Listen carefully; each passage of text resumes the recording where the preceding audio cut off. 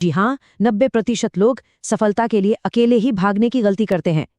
जरा सोचिए, अगर हनुमान जी आज होते तो आज की इस पीढ़ी को क्या सलाह देते। चलिए इस एक्सप्लेनर में इसी बात की गहराई में चलते हैं। आज का हमारा विषय है टीम वर्क और विश्वास।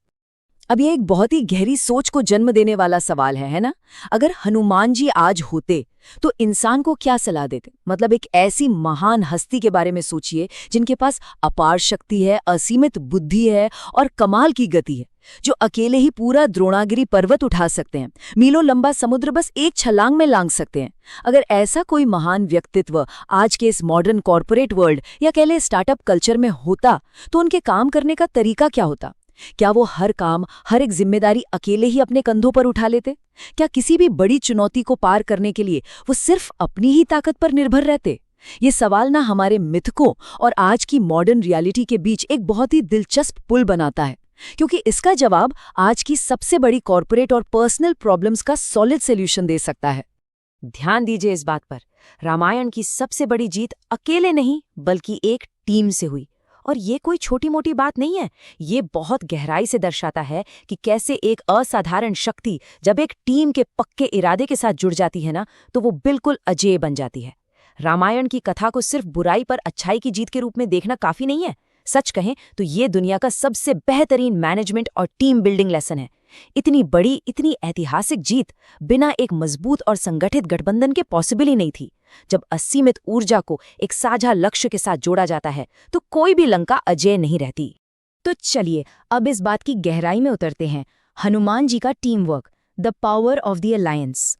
महाबली होते हुए भी कभी भी इस महान व्यक्तित्व ने ये अहंकार नहीं किया कि मैं सारा काम खुद ही कर लूंगा। इसके बजाय उन्होंने सुग्रीव, अंगद और पूरी वानर सेना के साथ एकदम परफेक्ट तालमेल बनाया। इसे ऐसे समझिए, हनुमान जी चाहते तो सीधे लंका जाके रावण का अंत अकेले ही कर सकते थे। उनकी क्षमता पर तो किसी को कोई शक था ही नहीं। लेकिन उन्होंने एक बेहतरीन टीम प्लेयर की भूमिका चुनी। उन्होंने सुग्रीव के नेतृत्व का और उनके आदेशों का पूरा सम्मान किया, जिससे पूरे संगठन का ढांचा मजबूत हुआ। और याद है, जब शांति प्रस्ताव लेके जाने की बात आई थी तो खुद जाने के बजाय उन्होंने अंगद जैसे युवा योद्धा को आगे बढ़कर अपनी प्रतिभा और साहस दिखाने का मौका दिया। यही तो असली लीडरशिप है, दूसरों को एम्पावर करना। और जब राम सेतु बनाने की बात आई तो पूरी वानर सेना के अंदर जो गजब का आत्मविश्वास और मनोबल भरा गया, वो देखने लायक था। ये इस बात का सीधा सीधा प्रमाण है कि असली शक्ति अकेले चमकने में नहीं है, बल्कि दूसरों की क्षमता को पहचान कर उन्हें एक सही दिशा में ले जाने में है। लेकिन रुको, एकदम से रुक जाइए। ये प्राचीन काल की बातें सुनने और समझने में तो बहुत अच्छी लगती हैं, लेकिन अब हमें वर्तमान में वापस आना होगा और एक बहुत ही कड़वी सच्चाई का सामना करना होगा। आज की इस तेज रफ्तार दुनिया में इंसान इस बुनियादी नियम को पूरी तरह से भूल चुका है। एक अंधी दौड़ मची हुई है हर तरफ, और इस दौड़ में प्राचीन काल के उस महान टीम वर्क वाले माइंडसेट को हमने कहीं बहुत पीछे छोड़ दिया है। आज के समय में सफलता की परिभाषा को बहुत ही सिकोड़ दिया गया है, जहां हर कोई बस सिर्फ और सिर्फ अपने लिए भाग रहा है। अब इस पॉइंट के बारे में जो सबसे दिलचस्प बात है वो है आज के समय की सबसे बड़ी गलती, हाइपर इंडिविजुअलिज्म, या कह ले अकेलेपन का भ्रम। आजकल ना ये एक आम धारणा बन गई है कि किसी से मदद मांगना या काम को बांटना एक तरह की कमजोरी है। एक तरफ है अकेले काम करने की जिद, जहां इंसान सिर्फ एक वन मैन आर्मी बनकर रहना चाहता है। बस ये सोच हावी हो गई है कि सारा काम खुद करूंगा तो सारा क्रेडिट भी मुझे ही मिलेगा। लेकिन कड़वी सच्चाई ये है कि ये तरीका इंसान को 24 घंटे के एक छोटे से दायरे में समेट कर रख देता है। मेंटल और फिजिकल एनर्जी बहुत जल्दी खत्म हो जाती है, जिसे आज की मॉडर्न भाषा में बर्नआउट कहा जाता है। विकास एक बिंदु पर आकर पूरी तरह रुक जाता है। और वहीं दूसरी तरफ है हनुमान माइंडसेट, यानी प्योर टीम वर्क।